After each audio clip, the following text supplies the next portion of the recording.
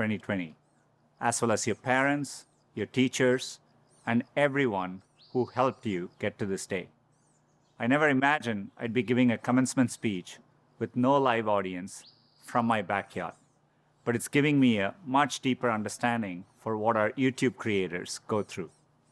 And I certainly never thought I'd be sharing a virtual stage with a former president, a first lady, a Lady Gaga, and a Queen Bee, not to mention BTS.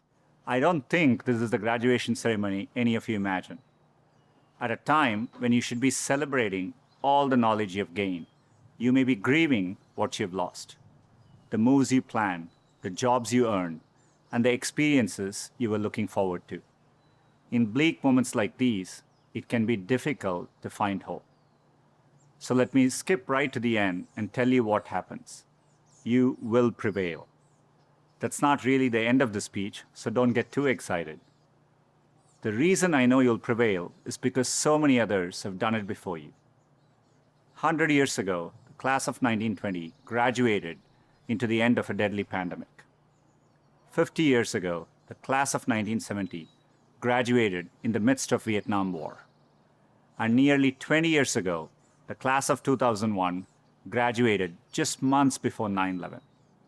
There are notable examples like this. They had to overcome new challenges, and in all cases, they prevailed. The long arc of history tells us we have every reason to be hopeful. So be hopeful. There is an interesting trend I've noticed. It's very conventional for every generation to underestimate the potential of the following one. It's because they don't realize that the progress of one generation becomes the foundational premise for the next. And it takes a new set of people to come along and realize all the possibilities. I grew up without much access to technology. We didn't get our first telephone till I was 10. I didn't have regular access to a computer until I came to America for graduate school. Under television, when we finally got one, only had one channel. So imagine how awestruck I am today to be speaking to you on a platform that has millions of channels. By contrast, you grew up with computers of all shapes and sizes. The ability to ask a computer anything, anywhere, the very thing I've spent my last decade working on, is not amazing to you. That's okay. It doesn't make me feel bad. It makes me hopeful. There are probably things about technology that frustrate you and make you impatient. Don't lose that impatience. It'll create the next technology revolution and enable you to build things my generation could never dream of. You may be just as frustrated by my generation's approach to climate change or education. Be impatient. It'll create the progress the world needs.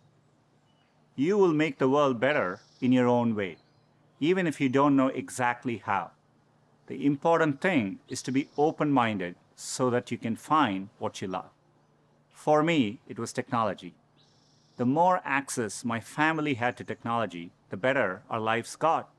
So when I graduated, I knew I wanted to do something to bring technology to as many others as possible. At the time, I thought I could achieve this by building better semiconductors. I mean, what could be more exciting than that? My father spent the equivalent of a year's salary on my plane ticket to the US so I could attend Stanford. It was my first time ever on a plane. But when I eventually landed in California, things weren't as I had imagined. America was expensive. A phone call back home was more than $2 a minute, and a backpack cost the same as my dad's monthly salary in India. And for all the talk about the warm California beaches, that water was freezing cold. On top of all that, I missed my family, my friends, and my girlfriend, now my wife, back in India. A